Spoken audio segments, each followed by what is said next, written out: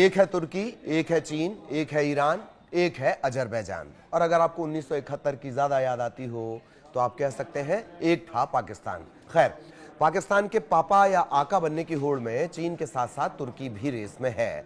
Erdogan की मुस्लिमों का खलीफा बनने की चाहत गाहे बगाहे पेट की मरोड़ की तरह उठती रहती है। ईरान खुद अपना घर नहीं संभाल पा रहा है, लेकिन चिंता उसे पाकिस्तान की है। अजरबैजान अपने घर में घिरा हुआ है, लेकिन पाकिस्तान के लिए अपनी पेशानी पर बल लिए घूम रहा है। इसी के इर्द गिर्द आज चर्चा करेंगे। नमस्कार, मैं हूं ललित प्रजापति। भारत से तनाव के बीच तुर्की नौसेना का जो एक जहाज है TCG बुयुकादा, रविवार को यह कराची के बंदरगाह पर पहुंचा। हालांकि पाकिस्तान ने कहा है कि तुर्की नेवी का जहाज गुडविल के तौर पर आया है।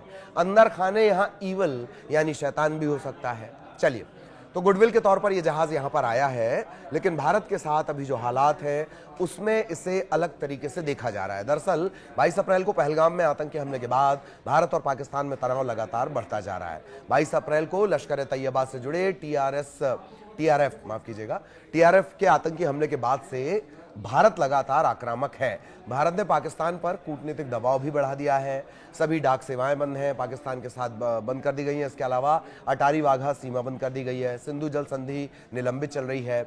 सभी जो पाकिस्तानी नागरिक हैं उन्हें देश से बाहर निकालने की प्रक्रिया भी लगातार जारी है।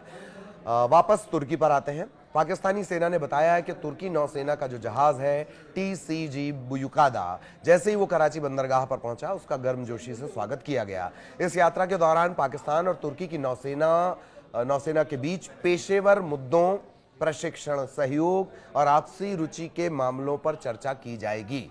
इस अवसर पर दोनों देशों की तरफ से अलग अलग गतिविधियां भी की जाएंगी। पाकिस्तानी सेना के प्रवक्ता ने कहा है कि तुर्की नौसेना के जहाज का आगमन पाकिस्तान और तुर्की के बीच गहरे संबंध, मजबूत भाईचारे और स्थायी दोस्ती का एक चमकता उदाहरण है।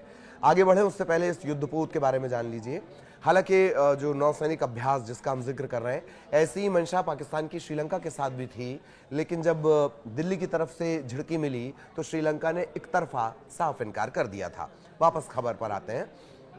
ये जो युद्धपोत आया है TCG बुयुकाडा, इसके बारे में जान लीजिए।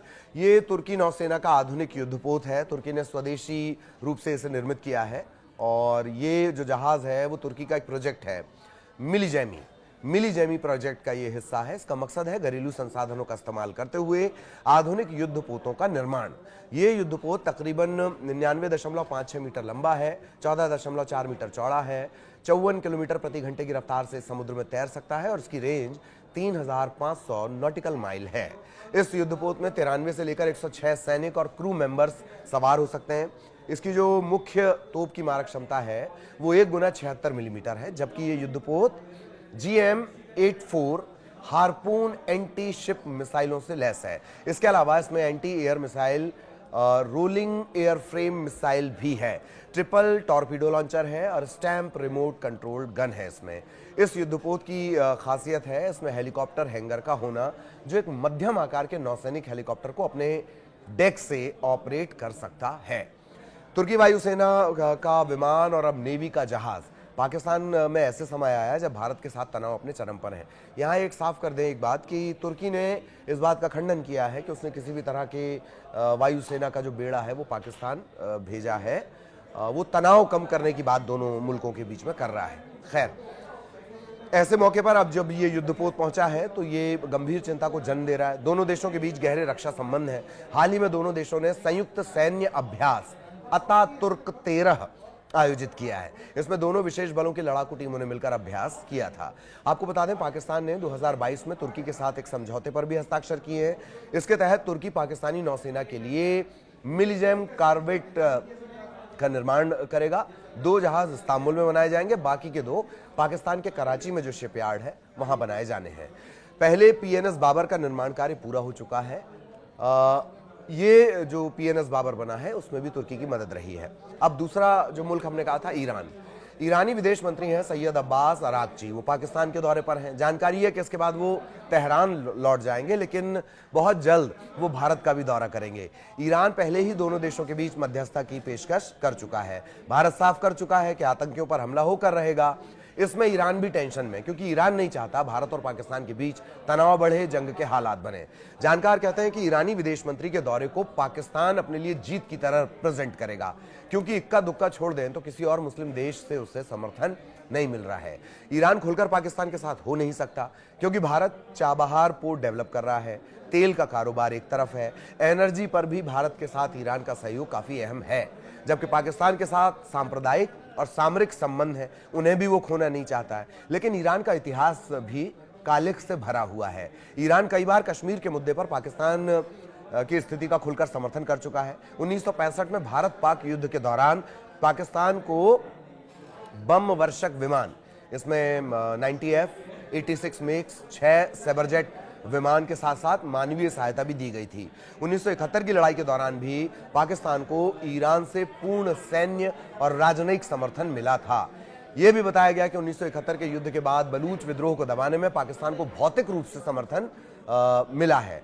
ईरानी परमाणु कार्यक्रम विकसित करने में पाकिस्तानी परमाणु वैज्ञानिकों का सपोर्ट जगजाहिर हो ही चुका है। अब अजरबैजान की बात कर लें। अजरबैजान की तरफ से पाकिस्तान के लिए 2 देश एक आत्मा का नारा दिया जाता है। अजरबैजान को 2020 के नागोर्नो काराबाख युद्ध में तुर्की का खुला समर्थन मिला था।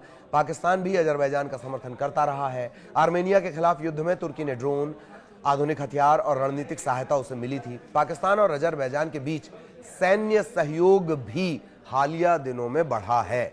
दोनों देशों में आर्म्स डील है और सैन्य अभ्यास के जरिए भी संबंधों को मजबूत किया जा रहा है। भारत के जो सुरक्षा विशेषज्ञ हैं सुशांत शरीन, वो सोशल मीडिया प्लेटफॉर्म पर लिख रहे हैं कि भारत के दोस्त और दुश्मन खुद को पहचान रहे हैं। तुर्की, चीन, अजरबैजान साफ तौर पर पाकिस्तान के पक्ष में हैं। और ये उन्होंने एक दरअसल ट्वीट के जरिए कहा है। ईरान का नाम उन्होंने नहीं लिया है। अब जरा चीन के बारे में बात कर ली जाए। चीन के बारे में आप लगातार जान ही रहे हैं। एक तरफ धंधा है और दूसरी तरफ आका और पापा बनने का धर्म, इसी में उलझा हुआ है बेचारा। सधे हुए सूदखोर की तरह पाकिस्तान में वो बहुत पैसा लगा चुका है और भारत उसके लिए सबसे बड़ा बाजार है। लिहाजा ड्रैगन फूंक फूंक कर कदम रख रहा है। भारत पाक के आमने सामने आने पर ड्रैगन का रुख देखने लायक होगा। ये अब तक का हाल है। आगे के अपडेट के साथ फिर मिलेंगे।